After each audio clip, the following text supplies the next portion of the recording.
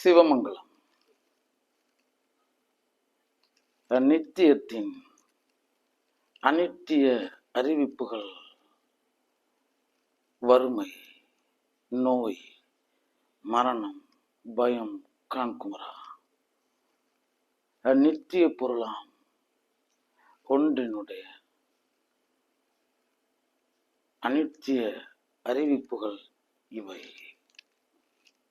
இங்கு நித்தியமாய் ஒன்று, அன்றும் இன்றும் என்றும் மன்றுள் நின்றாடும் நன்றுடை நத்திரு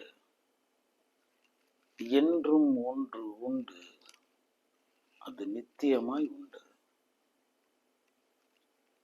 அந்த நித்திய கடலில் இருந்து ஒரு துளி கூட்டடை ஆத்துவம் என இங்கு கட்டப்படும் பொழுது, தேகமெனும் அத்து வைக்கப்படும் பொழுது, அதை அதுவே கட்டுப்படுத்திக் கொள்கிறது. வறுமையால், நோயால், மரணத்தால், பயத்தால் சத்தியம் சொல்கிறேன் குமரா. இப்ப இந்த மனித குலத்தை கிட்டத்தட்ட சமநிலையில் வைத்திருக்க இந்த நான்கும் மிக முக்கியமான கருவியாய் இருக்கிறது பார். இந்த வறுமை, நோய், மரணம், பயம். இன்னும் இந்த மனித குலமா வாழ்ந்துகிட்டு இருக்கிறதுக்கு காரணமும் இந்த 4 கால்கள் தான். இந்த 4 கால்கள் இருக்கும் பொழுதே இந்த மனிதனுடைய ஆட்டம் பல நேரங்கள்ல அதனுடைய விளைவுகளை இந்த சகத்திற்கும் சக ஜீவன்களுக்கும் செய்து விடுகிறான்.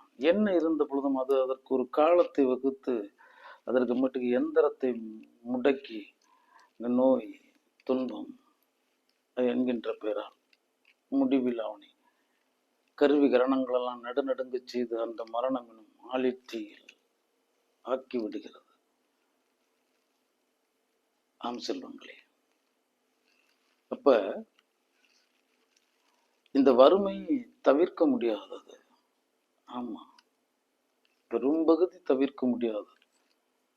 இந்த நோயும் அப்படிதான், அதுவும் தவிர்க்க முடியாது.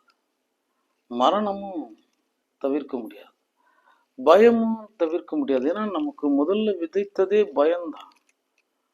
ஏன் இந்த மனிதனுக்கு எதிர்பாராத நிகழ்வுகள், சப்தங்கள், அல்லது எதிர்பாராத ஒரு சொல்லு, எதிர்பாராத கருதல்கள், இதெல்லாம் வரும்பொழுது இவன் தன்னிலை இழந்து பயத்தில் குலைநடுங்கி போவான்.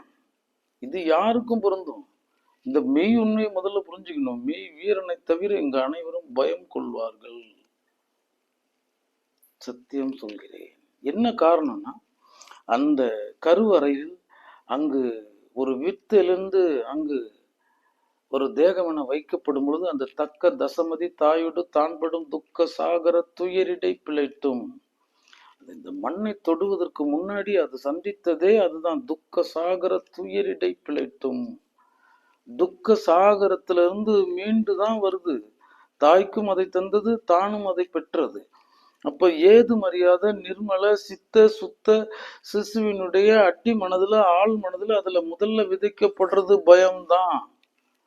அதனாலதான் மனிதன் பயக்காரணியா இருக்கான். அவன் பயப்படுறதுக்கு காரணமே தேவை கிடையாது. குழப்பப்பட்டானா பயந்துருவான், சந்தேகப்பட்டானா பயந்துருவான், தான் இருப்ப சந்தேகப்பட்டானா பயந்துருவான், தன்னம்பிக்கை இழந்துட்டானா பயந்துருவான். இருள் போதும் இவனை பயமுறுத்த.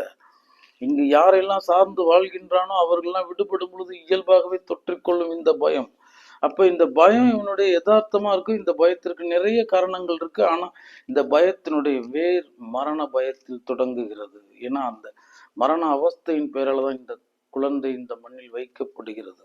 அதனுடைய ஆழ்நிலையில் முதல் பதிவு மரணம், வலியும் மரண பயமுமாய் இருக்கிறது. அப்ப இதை சார்ந்துதான் இருக்கு. அப்ப இந்த மனிதனை சமநிலைப்படுத்துது இந்த வறுமை. ஆமா, ஒரு எல்லை இல்லாத வறுமை, ஒரு எல்லை இல்லாத நோய், தவிர்க்க முடியாத மரணம், மரணம் சார்ந்த பயம், இதெல்லாம் நம்மளுடைய பயணத்தினுடைய அதி தீவிரத்தை, நான் என்னும் ஆணவத்தை, அகங்காரத்தை, அகந்தைய அடக்கிறதுக்காக அவன் பூட்டின கடிவாளமா இருக்கிறது. சத்தியம் சொல்கிறேன். இதெல்லாம் எல்லாரையும் இது பாதிக்குமா அப்படின்னு கேட்டா அது அவ்வாறு சொல்வதற்கு இல்லை. ஆசையை கடந்தவன், நிராசையில் நிலை நின்றிருந்தவன், இந்த வறுமையும் பொருட்டில்லை, நோயும் பொருட்டில்லை, மரணமும் பொருட்டில்லை, பயமும் பொருட்டில்லை, அவன் இருக்கிலே இறக்க கற்று செத்து திரியும் சிவயோகியாய். அங்கு தோல் இருக்க சுலை எடுப்பது போல நான் இருக்க எனக்குள்ள இருக்க நான் எடுத்து தெரிந்தவன் இந்த 4 வகை துன்பங்களை கண்டு அஞ்சுவதில்லை, அவைகளை துன்பம் என கூட கருதுவதில்லை. இதெல்லாம் வாழ்வினுடைய சம்பவங்கள் என கருதுகிறான். ஆம் செல்வங்களே, இதெல்லாம் வறுமையை ஒருத்தன் கடக்க முடியாது, நோயை கடக்க முடியாது, மரண பயத்தை கடக்க முடியாது.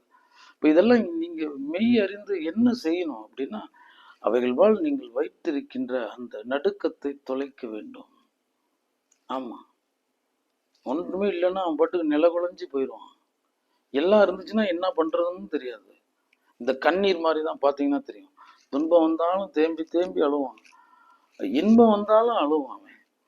அந்த மாதிரி நிலைப்பாடு இது. அதனால இவைகள்லாம் நம்மளை சமநிலைப்படுத்தும் கருவிகள் என் செல்வங்களே. அவைகளை கண்டு நீங்கள் அஞ்சாதீர்கள், அச்சம் தவிர்த்திருங்கள். இதெல்லாம் சம்பவங்கள். நம்ம எடுத்துட்டு வந்திருக்கிறது அனித்திய பாத்திரம். ஒரு பொருளை சமைக்க வந்திருக்கோம், அந்த பொருள் மாய பொருளா இருக்கு, முடிஞ்சிருச்சு. இந்த பாத்திரம் அனித்தியன்றதை உணர்ந்துட்டா போதும். இந்த பாத்திரத்துக்கு பேரு காயம்னு உணர்ந்துட்டா போதும். அது ஆதாரமா இருக்கிறது, உள்ள ஆதாரமா இருக்கிறது, ஆதாரத்துக்கு முன்னாடி இருக்க ஆதாரமா இருக்கிறது மனமெனும் அகாயம்னு தெரிந்துக்கணும். அப்ப காயம் அகாயம் இது ரெண்டுமே, காயம்ங்கிறதுனால இது அளவோட காயம் தாங்கும், அகாயம் எனும் அகம் அங்கு அளவில்லாத காயத்தை தாங்கும். அப்ப இதனுடைய சுபாவமே அதுதான். காயம் தாங்குவதற்காக ஒரு மேடை அளிக்கப்பட்டிருக்கிறது. காயம் தப்பின தேகம் இல்லை, காயம் தப்பின மனம் இல்லை. இந்த மெய் உண்மையை உணர்ந்து பயணிக்கணும். ஏன்னா இது சிறந்தது, மேலானது, எல்லை இல்லாதது, எல்லா போக காரணிகளுக்கும் மூலமானது, எல்லா மோக காரணிகளுக்கும் மூலமானது, எல்லா ஆசை காரணிகளுக்கும் மூலமானது. இது இவ்விதத்திலே தான், இப்படியே இன்பத்திலே தான் அழைத்து செல்லும், சந்தோஷத்திலேயே சுகத்திலேயே தான் அழைத்து செல்லும் அப்படின்ற சில பதிப்பினைகளை உங்களுக்குள் பதிப்பித்து கொண்டீர்கள். இல்லை,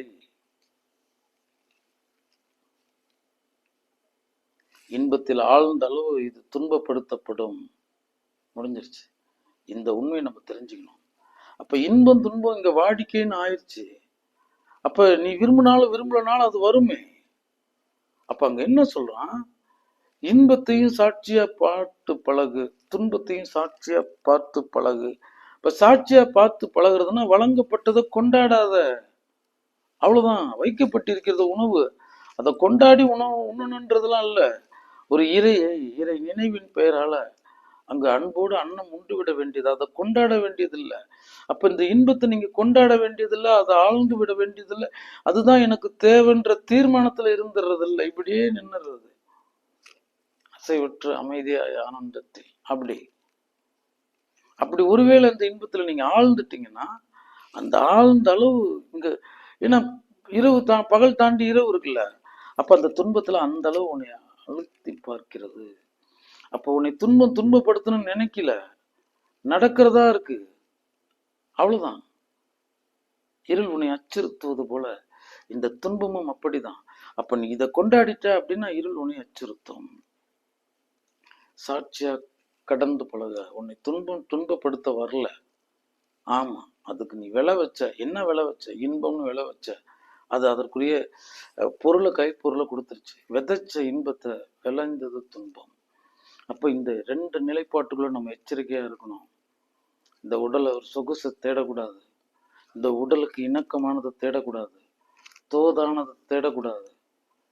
இதெல்லாம் இருந்தா இருந்துட்டு போட்டோம், எதையுமே கொண்டாடாதீங்க. இதுக்கு சில நியதிகளை கற்றுக் கொடுங்க, இதற்கு கொஞ்சம் கசந்ததை கொடுங்க, மனமுறிவை ஏற்றுக்க வைங்க, சில சொல் பொறுக்க சொல்லுங்க, புழுக்கம் பழகுங்க. இதெல்லாம் நிலைப்பாடின் செல்வங்களே. ஏன்னா இதுலதான் இப்படியே தனக்கு தோதானதுல இருந்து இருந்து, இணக்கமானதுல இருந்து இருந்து, கண்ணுக்கு குளிர்ச்சியானதுல இருந்து இருந்து, கருத்தினிக்கும் காரணிகள்ல லைட்டு இப்படியே இந்த கலை யதார்த்தத்திலிருந்து உன்னை ஒரு கனவு உலகத்திற்கு அழைத்து சென்று உன்னை பிடித்து கொள்கிறது. அது இல்லாது போனாய் ஆழ்நிலை நோயாளியாக்குகிறது உன்னை. மறந்து விடாதீர்கள் என் செல்வங்களே. வேண்டின உணவை உண்ணாதே. தெய்வமாம் அன்னை எடுத்து வைத்த உணவை உன். வேண்டி பெறாதே. இந்த விரல் கடை அளவுதான் சுவை உணரும் பகுதி. அது கடந்துட்டா முகவரியே வேறன்னு சொல்றேன். இந்த ஒரு சுவை உணரணுன்ற ஒரு பகுதிக்காக அதற்காக எந்த எந்த வேதியியல் பொருள்களை உண்டு கொண்டிருக்கிறது பாருங்கள். இந்த அறிவு மனம் படைத்தவர்கள், இந்த மெய் அறிவுடைய இந்த விஞ்ஞானத்தினுடைய எல்லையில் இங்கு பரிபாலனம் செய்து கொண்டிருக்கின்ற இவர்கள் வெறும் அந்த விரல் கடை அளவு சுவை ஊக்கிக்காக அவர்கள்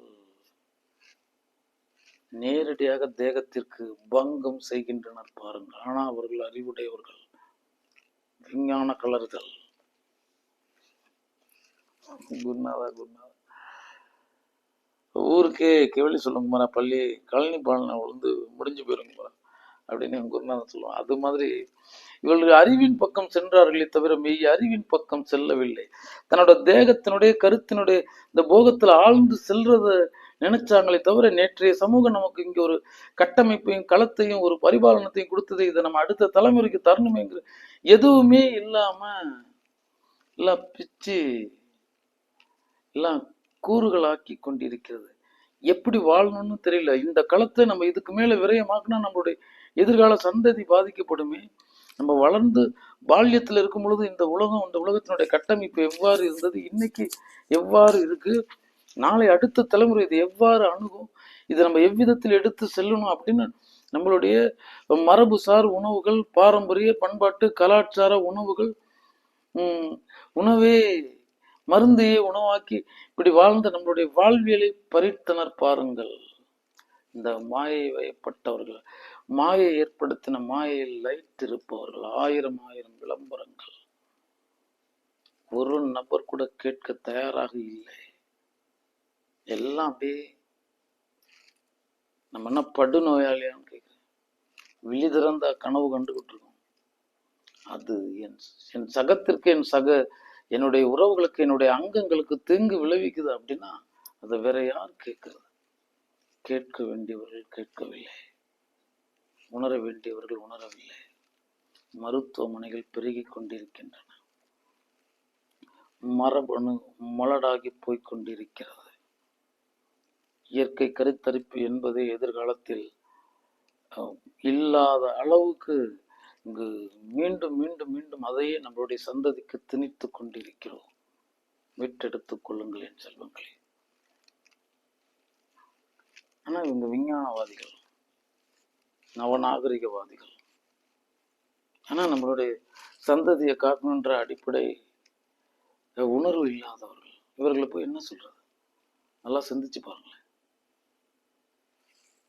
இந்த சொல் கசக்கும் எனக்கு தெரியும், ஆனா நிஜம் தானே. புரிந்து கொள்ளுங்கள் என் செல்வங்களே. இதெல்லாம் ஏன் சொல்லப்படுது அப்படின்னா, நம்ம காக்கப்படணும் நம்மளுடைய மனித குலம். இந்த மனித குணம் வீழ்ந்து போறதுக்காக அங்கு ஒரு மாபெரும் கூட்டம் வேலை செய்து கொண்டிருக்கிறது. அவருடைய முகவர்கள் இந்த மாதிரி கேள்விகள், அது சார்ந்த நிலைப்பாடுகள், அதை நிறைவேற்றுவதற்குண்டான சூழலை சமைத்து கொண்டிருக்கின்றனர். புரிந்து கொள்ளுங்கள் என் செல்வங்களே. அடுத்தது, ஏன் இதெல்லாம் இந்த பொய் இன்பத்தை, தற்காலிக இன்பத்தை, அந்த ஆயத்த ஆடை பிரிவுங்கிற மாதிரி இந்த ஆயத்த இன்பத்தை அவர்கள் அனுபவிக்க கற்றுவிட்டனர். இன்பம்தான் வாழ்க்கைன்னு நினைச்சுக்கிட்டு இருக்கான், சுகம்தான் வாழ்க்கைன்னு நினைச்சுக்கிட்டு இருக்கான். இதெல்லாம் அளவுதான், அளவுதான், வளம் அளவுதான், பொது நலம். இதெல்லாம் அதுக்குன்னு இருக்க வேண்டிய மரபணு, வீரியம். இங்கு இவனுடைய அதிதீவிர மன வீழ்ச்சியினால், கருத்து வீழ்ச்சியினால், அதன் பெயரால இந்த இயக்க வீழ்ச்சியினால் உடல் ரீதியா அவன் பலகீனன் ஆயிடுறான். இப்படி கற்பூர மாதிரிதான் திடீர்னு கொளுத்திக்கிட்டது, அதுக்கப்புறமேட்டுக்கு 2வது நிமிடம் இல்லை, அங்க கரியும் இருந்தது, கல்லும் இருந்தது, கல்லு பிடிக்கவே இல்லை. இவர்கள் இந்த கற்பூரமாக இருக்கிறார்கள். அதி தீவிர வேகமுடையவர்களா இருக்காங்க, அதி தீவிரமா தன் வாழ்நாள்ல தொலைச்சிடுறாங்க. மூன்றில் ஒரு பகுதி வாழ்வுக்குள்ளார அவங்க கிட்டத்தட்ட தன்னுடைய மரபணுவின் பலத்தை இழக்கின்றனர். அதனால மனசுக்குள்ள ஒரு பெரு வீழ்ச்சி வந்துடும். அதே இந்த இந்த உலகத்தை இந்த தூக்கணுங்கிற மோகத்துல போகத்துல வந்துட்டு அது நிறைவேறலைன்ற மனநிலையில கிட்டத்தட்ட பெரும்பகுதி மனநோயாளிகளாக. உண்மைதான். இந்த தேகத்தினுடைய தன்மையை புரிஞ்சுக்கணும். அப்பதான் எல்லாம் ஒரு அடங்கல்ல புரியும். இதெல்லாம் ஒண்ணுமே கிடையாது. தேகத்துக்கு பசிக்கும், ஆமா, அதுக்கு தேவை அது, அவ்வளவுதான். அந்த எந்திரத்துக்கு போட வேண்டியது முடிஞ்சிருச்சு. அதே மாதிரிதான் நீ கொண்டது எல்லாமே அப்படிதான். எல்லாமே முற்று பெறும். ஒண்ணு முன்னாடி என்ன தீவிரம் இருந்ததோ, என்ன பரிதவிப்பு இருந்ததோ, எந்த ஆவேசம் இருந்ததோ, உண்ட பின்பு நீ இரு கையால் அதை தள்ளி விடுவாய். உன் தேகம் சார்ந்து நீ சுகித்தது எல்லாத்தையும் கணக்கு போட்டு பாரு, உனக்கு தெரியும். இவ்வளவுதான் அது லட்சணம். அதுவும் இந்த எந்திரம் பழுதுபட்டு போயிடும். எதையெல்லாம் சிரித்ததோ, எதையெல்லாம் கிரகித்ததோ, எதிர்பாலெல்லாம் போகம் கொண்டிருந்ததோ அதில் இருந்தெல்லாம் 100% உள் வாங்கும். சரி, இது இருக்கிற வரைக்கும் நீ துய்த்துக்கிட்டு இருந்த, ஆழ்ந்து கிடந்த, சரி, அது உன் தேகத்தை விட்டு கடந்து செல்லுமே. அப்ப நீ எவ்வாறு இந்த உலகை அணுகுவாய்? அப்போ நோய், மனசுக்குள்ள நோய் மட்டும்தான் இருக்கும், பதட்டம் மட்டும்தான் இருக்கும், ஒரு ஆத்தாம மட்டும்தான் இருக்கும், ஒரு எல்லை இல்லாத தன் நிறைவின்மை மட்டும்தான் இருக்கும். இங்க யாரிடத்திலும் சாடல், யாரிடத்திலும் வம்பிழுத்தல், தனக்குள்ளார அடங்க தெரியாம இப்படியே பிசாசா இந்த மனசு ஆயிரும். அந்த நிலைப்பாடுகள் நல்ல பசித்து இருக்கிற வேலையில நான் விரதம் இருந்து பழகி இருக்க வேண்டும். இது எல்லாத்திற்கும் பொருந்தும். அவ்வளவுதான். நியதி இருக்கு. என் குருநாதன் தான் சொல்லுவான், குமரா, புசிக்க தராது பசியாது முதல் வேலை. யாவருக்குமா முன்னும் போது ஒரு கைப்பிடி முதல்ல அங்க வச்சுட்டு வந்துருங்கப்பா, பேசிக்கலாம். அன்ன தோஷம் வரப்படாது அப்படின்ட்டு. பசியாது புசியாது முதல் வேலையை புசிக்க தராது புசியாதுன்னா, அதுக்கு அடுத்தது பசியாது புசியாது, பசிக்காம சாப்பிட்றாத. சிறப்பு. ருசிக்காக புசிக்காதே, புசிப்பதே ரசி ருசி. முடிஞ்சிருச்சு. இது சோத்துக்கு சொல்லல, சகலத்துக்கும் சொல்ல. கொடுத்தது தடுத்த அடுத்தது கேட்கின் முன்னும் கொடுத்ததே கடுக்கும், அதுவே உன்னை வீழ்த்தும். அவ்வளவுதான். எல்லாமே மாயை ஏற்படுத்தின மாயை. நேற்று உண்டது இன்று என் வயிறு நிறைய உதவாது, என் எண்ணமும் இனிக்காது. அப்ப இவ்வளவுதான் இந்த எந்திரத்திற்கு தேவையான அளவுங்கிறத தவிர நம்ம இதை சிந்திக்கிறதுக்கு ஒன்றுமே இல்லை என் செல்வங்களே. அதெல்லாம் ஆழ்ந்து கிடக்காதீர்கள். அதெல்லாம் உன்னுடைய இயல்பான இன்பத்தை கெடுத்துக்கிட்டு இருக்கு, இயல்பான அன்பு ஆனந்தத்தை கெடுத்துக்கிட்டு இருக்கு, உன்னுடைய இயல்பான தன் நிறைவை கெடுத்துக்கிட்டு இருக்கு. அந்த பாடத்துல இங்கு எவனும் வெல்வதற்கு இல்லை. இட்டதோடு அடங்கு கற்றுக்கொள்ளுங்கள். உனக்கு வைக்கப்பட்ட உணவா அதை ருசித்து உண். அவ்வளவுதான். இந்த வாழ்வை வாழ்ந்து பழகுங்க. இந்த கனானந்தம், இந்த கன இன்பம் அப்படின்னு இந்த உலகத்துல இப்ப ஆயத்த ஆடை பிரிவுங்கிற மாதிரி இந்த ஆயத்த இன்ப பிரிவுகள்ல நீங்க மனம் மாய்ந்து கொண்டிருக்கின்றீர்கள். இந்த ஏடை படித்துட்டு மேடை மீது ஜாடை வீசும் காடையர்களிடத்தில் படைப்படையாய் சேரத் தொடங்கி விட்டீர்கள். இந்த காகித கத்தி கதாநாயகர்களுடைய அந்த காகித ஜாலத்துல மெய்யை தொலைத்து கொண்டிருக்கின்றீர்கள். இல்லை என் செல்வங்களே, உங்களுக்குள் ஒரு தலைவன் இருக்கிறான். நன் மண் தந்த மனிதனலாமே மண்ணன்றான். நீ இந்த தேகத்திலிருந்து இந்த மண்ணிற்கும் உன் சமூகத்திற்கும் செய்ய வேண்டிய அடிப்படை கடமையை புரிந்திருந்தால் போதுமானது. உன் தலைமைத்துவத்தை யாரும் பறித்து விட முடியாது. சத்தியம் சொல்கிறேன். இவர்கள்லாம் மாயை ஏற்படுத்தின மாயர்கள். ஆமா, காய்க்கும் போது அந்த மரம் அடிபடும். அந்த நேரம்தான் எத்தனை இங்கு ஜாலங்கள் தோன்றிருக்கும். அவர்கள்லாம் என்ன செய்யப்பட்டார்கள்? புதைக்கப்பட்டார்கள். ஆம் செல்வங்களே, இந்த சகம் தரும் எந்த நிலைகளையும் நீங்க எடுத்துக்காதீங்க. என் நிலை இழந்தாலும் மனமே நீ உன் நிலை இழக்காதிரு. இது ஒரு மேடை நாடகம். இன்று ராஜா வேடம், நாளைக்கு கூஜா தூக்கும் வேடம், அதுக்கு அடுத்தது அங்கிருந்து வேடிக்கை பார்க்கிற வேடம், அடுத்த நாள் அங்க மேடையில நமக்கு இடமே இல்லை. இவ்வளவுதானே. தந்த வேடங்கள் நமக்கு கணக்கில்லை. அந்தந்த வேடத்தை அப்படி செய்து விட்டு வா. அவ்வளவுதான். எந்த வேடங்களிலும் நீங்கள் பொருந்தி விடாதீர்கள். இன்னைக்கு நீ இருக்கிற நிலையையும் சொல்றேன். இன்னைக்கு இந்த நிலையை நீ அடைஞ்சிருக்க, அவ்வளவுதானே. இந்த நிலையே வா உன் முடிவு. அப்படி போய் வரலாற பாரு. இதே போலவா நீ முடிக்கப்பட இருக்கிறாய். அது மலர்ந்து இருக்கும். ஒரு குறுங்காய் இருந்திருக்கும், காய் இருந்திருக்கும், செங்காய் இருந்திருக்கும், அங்கு செங்கனி இருந்திருக்கும், கனிந்த கனி இருந்திருக்கும், அதுக்கப்புறமேட்டுக்கு வித்தாக்கி இருக்கும், அதுக்கப்புறமேட்டுக்கு இந்த உலகம் உண்டு முடித்துரும். இதெல்லாம் உன்னை கடந்து சென்ற பருவங்கள். அந்த பருவத்தோடு பருவமா கடந்து வையுங்கள். அங்கங்க குத்திட்டு நிற்காதீங்க. ஆம் செல்வங்களே. ஏன்னா இந்த தேகம் சார்ந்த இந்த சுகாதிகள் தான் இவனை சகலத்திலையும் வறுமையை கண்டு பயப்பட வைக்குது, நோயை கண்டு பயப்பட வைக்குது, மரணத்தை கண்டு பயப்பட வைக்குது. பொதுவா பயம் அவனுக்கு அதனாலதான் வந்தது. ஏன்னா இதை தூக்க முடியாம போயிட்டா என்ன பண்றது? அவன் தான் அதை அடிமைப்பட்டுட்டானே. அது இல்லாம அவன் வாழ்க்கையே கிடையாது. ஆமா, அப்படித்தானே இந்த உலகங்கள் ஆயிரம் விஷயங்களை செய்து வைத்திருக்கு. அதனாலதான் இந்த மனிதன் காரண காரியம் இல்லாம இங்க இந்த தலைகள் விற்கப்படும், கொண்டாட இங்கு ஒரு உங்களுடைய அடிமை காத்திருக்கிறேன், நீங்க சரியா வந்து நீங்கள் என்னை எடுத்துக்கொள்ளுங்கள். அவ்வளவுதான். என்னை கவரும் சில விஷயாதிகளை செய்துட்டீங்கன்னா போதும், நான் உங்களுக்கு வாழ்நாள் அடிமையா இருப்பேன். நீங்க 700 மாடிக்கு மேல நீங்க ஒரு ஏகாந்த வாழ்வு வாழுங்க. நான் ஓலை குடிசைக்குள்ளார கஞ்சி தள்ளி இல்லைனாலும் நான் வன் சொல் பேச மாட்டேன். நான் அடங்கி அப்படியே என் குடும்பத்தை நான் தவிக்க விட்டாலும் விடுவேன். ஆனா நான் உங்களை பழிக்க மாட்டேன்னு வாழ்ந்துட்டு இருக்க மூடர்களிடத்தில் என்ன சொல்வது என் செல்வங்கள்? இன்னைக்கு அது பெரிய சர்ச்சையா தானே இருக்குது. அது தன் கடமையை மறந்தான். எவ்வளவு பெரிய வீரியம் உடையவன் மனிதன். ஞாலம் கருதினும் கைகூடும், காலம் கருதி இடத்தாச்சேன். இந்த திறனை எந்த ஜீவனுக்கும் வைத்தேன் நான் கான் குமரா. முடிச்சுட்டார். எந்த மனிதனுக்கும் அந்த திறன் இருக்கிறது. வைராக்கியத்தினாலே இவ்வையகத்தில் வாழ்வு உனக்கு சொந்தம். மூச்சு இருக்கும் வரை முயற்சி, இறுதி மூச்சும் இறுதி முயற்சிக்கே.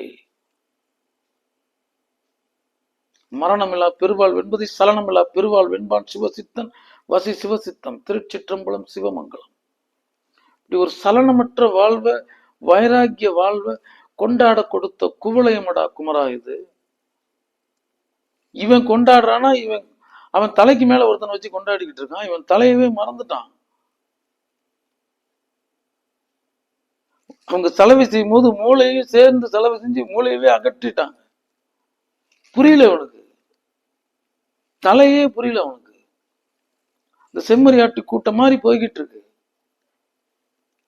ஆமா, செம்மறியாட்டு கூட்டம். செம்மை மரித்து போன கூட்டங்கள். அந்த கூட்டத்தை வீழ்த்தணும்னா போதும், ஒன்று போதும். குழியில விழுந்தா அது பாட்டுக்கு அத்தனையும் விழும். ஒன்ன உழுவ வச்சுட்டா போதும். இது காடைப்பட்டி காடை. ஆமா, ஏழைகளுக்காக இவங்க பேசுவாங்க. ஏது மற்றவனுக்காக இவங்க பேசுவாங்க. உணவு இல்லாதவங்களுக்காக இவங்க பேசுவாங்க. அடிப்படை வசதி இல்லாதவங்களுக்காக இவங்க பேசுவாங்க. இங்க மரண நோய் வாய்ப்பட்டு துடித்துட்டு ஆதரவு இல்லாம இருக்கிறவங்களுக்காக இவங்க பேசுவாங்க. அவர்களுடைய நிலையை போய் பாருங்கள். என்னுடைய உறவுகளாம் திசுக்களின் நிலையை போய் பாருங்கள். இவர்களெல்லாம் இந்த உலகம் கண்டுகொள்ளும் நினைக்காதீர்கள் என் செல்வங்களே. நீங்கள் இறங்கி போய் செய்யுங்கள். நம்ம மாற்றார பழிக்க வேணாம். விரலுக்கேற்ற வீக்கம், இயன்றளவு இயற்ற. நீ உனக்குள்ள இருக்க மனிதத்தை புனிதத்தை உணரு. உனக்குள்ள இருக்க தலைமை பொறுப்பை உணரு. உன் கடமையை நீ செய்யறது தான்.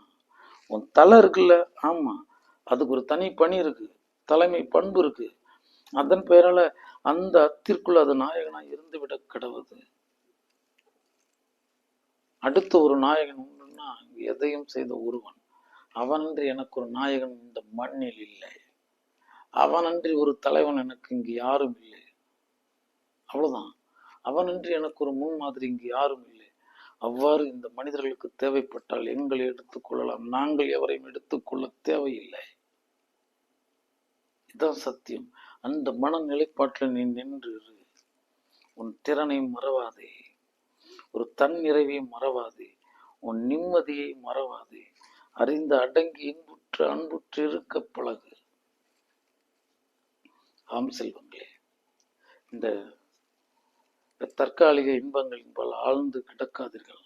இதுதான் உன்னை எல்லாத்தையும், உனக்கு வறுமையை அதுதான் தந்தது, நோய் அதுதான் தந்தது, மரணத்தையும் அதுதான் தந்தது, பயத்தையும் அதுதான் தந்தது. நீங்க இதை கடந்துட்டீங்க அப்படின்னா மரணம்ங்கிறது ஒரு வியர்வை வடிகின்ற சம்பவம். பிறக்கும் வளரும் முடியும், பிறக்கும் வளரும் முடியும். பிறக்கும் போது ஏன் பிறந்தன்னு நான் கேட்க முடியாது, எடுத்துட்டு போகும்போது நான் தடுக்கவும் முடியாது. அது இயற்கை நிர்ணயித்த கன நேரத்தை நான் தாண்ட முடியாது. இந்த நிலைப்பாட்டில் இருக்க இந்த உண்மையை ஏத்துக்கிறதுல எனக்கு என்ன கேடு வந்தது? இந்த உண்மையை உணர்றதுல என்ன பயம் வந்தது எனக்கு? அது ஒரு சம்பவம் தானே, நடக்கட்டும். இந்த உயிர் பொருள் அழிவதில்லை. இந்த உயிர் பொருள் அழிந்துட்டா அவனும் அழிந்துருவான், அவ்வளவுதானே. அழிவில்லாத உயிரை உடையவன் இல்லையா நீ? அப்படியே அது பாட்டுக்கு வினைக்கேற்ற வாழ்வை பெற்று சிறப்பா வாழ்ந்துகிட்டு இருக்கு, அவ்வளவுதானே. இதுவே தக்க வைக்கணும், தக்க வச்சு என்ன ஆக போகுது? அது பாட்டுக்கு அப்புறம் என்னது வாழ்ந்ததுன்னு, நான் போகம் செய்தது, வாழ்ந்தது, மோகித்தது, கண்டது, கற்பனை, ஆசை, இச்சை, பற்று, எல்லா குப்பைகளையும் விலையை கொண்டு வந்து படுக்கையில போட்டுட்டு என்னை கணங்கணம் சித்திரவதை பண்ணும். அன்னைக்கு அந்த ஆசை அடங்காதான்னா அன்னைக்கு 1000 மடங்கு ஆசை வந்துடும். அன்னைக்கு இயங்கிட்டு இருக்கும்போது 2 கால் இருந்தது, அப்போ 2000 கால் வந்துடும் அதுக்கு. அதனால இந்த சகத்தையே பயன்படுத்தணும்னு நினைக்கும். அதெல்லாம் தந்தாலும் அதை சரி பண்ணவும் முடியாது. இந்த ஆசையில இருந்து தன்னை விடுவிச்சுக்கவும் தெரியாது. ஏன்னா பற்றியே வாழ்ந்தது இல்ல. நிகழ்ந்த நிகழ்வு ஒன்று திரும்ப திரும்ப நிகழ்வுதான் உலக நியதி. பற்றி பற்றி வாழ்ந்தா பற்றுதல் தான் யதார்த்தம். ஆசைப்பட்டு ஆசைப்பட்டு வாழ்ந்தா ஆசைதான் யதார்த்தம். இச்சை வச்சு இச்சை வைத்து வாழ்ந்தா இச்சை தான் யதார்த்தம். அப்ப அது உன் உடலே உணவையே செரிக்காது, உன்னால இயங்க முடியாது, உன்னால எதையும் தூக்க முடியாது. அப்ப ஆத்தாம வந்துடும், பதபதப்பு வந்துடும். ஐயோ இவ்வளோ பெரிய உலகத்தை நம்ம விட்டுட்டு போறோமே, இவ்வளோ பெரிய போக காட்ட விட்டுட்டு போறோமே, இதெல்லாம் ஒரு தற்காலிக மேடை தான், நம் தேகமும் சகமும் உணராததினால் வந்த விளைவது வினை. அது ஒரு கன நேரம் ஒரு யுகமா ஆயிரும். அவர் இன்பம் தூய்க்கும் பொழுது ஒரு யுக பொழுது கனப்பொழுதா தூய்த்திருப்பார். ஒரு யுகம் கடந்திருக்கும். பா, கண்ணை 3 நம்பர் தான் தெரியுது, 3 நாள் ஓடிடுச்சாம்பா. மரணப்படுக்கையில், விளைச்சல் காலத்தில், அறுவடை காலத்தில் ஒரு கணம் யுக பொழுதாக்கப்படும். எந்த உற்றாரும் உதவார் உனக்கு. இந்த நிலைங்கிற பாவத்திலிருந்து விலகுங்க. நம்ம தீர்ப்பினால் அறிவிக்கப்படாத மரண தண்டனை கைதி. எதிர்காலம் புதிர்காலம், மறுகணம் மர்ம கணமாகவும் இருக்கலாம், மரண கணமாகவும் இருக்கலாம். எதிர்காலம் புதிர்காலமாகவும் இருக்கலாம், உன்னை புதைக்கிற காலமாகவும் இருக்கலாம். இது உண்மை. இதுக்கிடையில இப்ப இந்த இறைவன் அது இதெல்லாம் பேசிட்டு இருக்காங்களே, அதெல்லாம் யாரு? அப்ப நீ யாரு? அப்ப கடல் நீர் துளி. அவனும் காட்சிக்கு இல்லை, உன் உயிரும் காட்சிக்கு இல்லை. அவனுக்கு எல்லை கிடையாது, உன் உயிருக்கும் எல்லை கிடையாது. நான் அறிந்த அடங்கு வந்திருப்பவன். அவர் வந்து மீட்பார், இவர் வந்து காப்பார், யாரும் களத்துக்கு வரமாட்டாங்க. ஏன்னா இது ஒரு உண்மை அறிகிற வித்த. பால் தேடும் நெய். பால் தேடிச்சான், உலகெங்கும் நெய் தேடிச்சான், கிட்டவே இல்லையா. ஆமா, அது நான் அதாக முயற்சின்றது புரியாது. அதை முந்தி சொன்னது நம் தமிழ் தர்மம், திருமந்திரம். சீவன் என்ன சிவன் என்ன வேறு இல்லை, சிவனார் சிவனாரை அறிகில, சிவனார் சிவனாரை அறிந்தபின் சிவனார் சிவனாயிட்டிருந்தாரே. உள்ளம் பெரும் கோயில் ஊனுடம்பு ஆலயம் வள்ளல் புராணார்க்கு வாய் கோபுர வாசல் தெல்ல தெளிந்தார்க்கு சீவன் சிவலிங்கம் கள்ள புலனைந்தும் காளாமணி விளக்கு.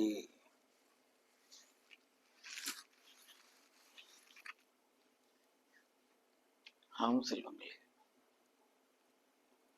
நீங்க உயிர்ப்புடையவர்கள். சிந்தையில், காணலில், சொல்லில், செயலில் உயிர் மயமாய் நீங்கள் உணர்ந்து பழகுங்கள். இது ஒரு பயிற்சி தான். நான் ஆத்மன், அகம் பிரம்மாஸ்மி, தத்துவம் அசி. நீ அந்த பரபிரம்மமாக இருக்கிறாய். ஓசையும் தெரிவதில்லை, உன் உயிரும் தெரிவதில்லை, உன் இறையும் தெரிவதில்லை. இது மூன்றும் ஒன்றென காண். இங்கு ஒரு கூட்டம் கண்ணில் தெரியும் சோதி என சொல்லும், நம்பிவிடாதே. அவன் ஆழ்ந்த அகன்ற நுண்பொருளான், உரை உணர்வு இறந்த ஒருவன், முழுவதும் இறந்தவன், துரியம் இறந்த சுடரவன், சென்றடையாத திருவுடையவன். அவ்வளவுதான். இங்க அவனை தவிர எதுவுமே இல்லைங்கிற மொத்த நிர்பேதத்தின் பெயரால் நிலை நிற்கும் பொழுது எனக்குள் ஒரு தபோவனம் உற்பத்தி ஆகிறது. அங்கு ஒரு தபஸ்வி தவம் செய்து கொண்டிருக்கிறான். நான் அது வதமானால் தவம் சித்தித்ததன நான் எனும் தன்மையை வதம் செய்த வண்ணம் தனக்குள் வெளிமூடி விழித்திருந்து முனைசுழி மார்க்கமாய் முனைப்புடன் சிவர் தியானத்தில் லைத்திருந்தான். பின்பு அவன் பேர் உண்மையை உணர்ந்தான். நான் அதுதான். இப்ப இங்க தெரியும் எல்லா ஜீவன்களும் அதுதான் என்னும் பேர் உண்மையை உணர்ந்திருக்கிறான். ஆனால் அதை அவர்களுக்கு சொல்வதில்லை. ஏன்னா கேட்க மாட்டானே. நாவையே கடந்து வரல, இந்த தேகங்கிற இச்சையவே கடந்து வரல, கனவையே கடந்து வரல, கற்பனைகளை கடந்து வரல, குறுக்கு வழியை கடந்து வரல, அதிர்ஷ்டத்தை முழுசா நம்புறான். ஏன்னா அது பேர்லயே அதிர்ஷ்டம்னு இருக்கிறதே புரியறது இல்லையாடா. என் குருநாதன் தான் சொன்னான். உனக்குன்னு வழங்கப்பட்டதை யாரும் மறுக்க முடியாது. அவன் மறுத்ததை உனக்கு யாரும் தர முடியாது. இது ஒரு வழி பயணியை போல, ஒரு பறவையை போல வாழ்ந்து போய் இந்த கோமாளிகளும் இந்த அஞ்ஞானிகளும் இந்த ஆசை வயப்பட்டவர்களும் போற்றியா நீ புலகாகிதம் அடைய போகிறாய். நான் என்ன அவ்வளவு மூடனா? இல்லை. என் செல்வங்களை நீங்கள் குதூகலத்தில் ஆனந்தத்தில் விற்றிருங்கள். நான் அதை வதம் செய்து விற்றிருங்கள். தவத்தில் நிலை நின்றிருங்கள். நீ ஒரு மழலையா இருந்தில்ல, ஒரு இயல் அன்பு இன்ப ஆனந்த நிலை. அந்த நிலையை இந்த சகமும் தேகமும் தரவே தராது. அங்கு மூல இயல் அடங்களில் ஒடுங்களில் புரியும் ஒரு ஓம்கார தத்துவம் என்பதை மறவாதீர்கள் என் செல்வங்களே. சிவமங்கலம்.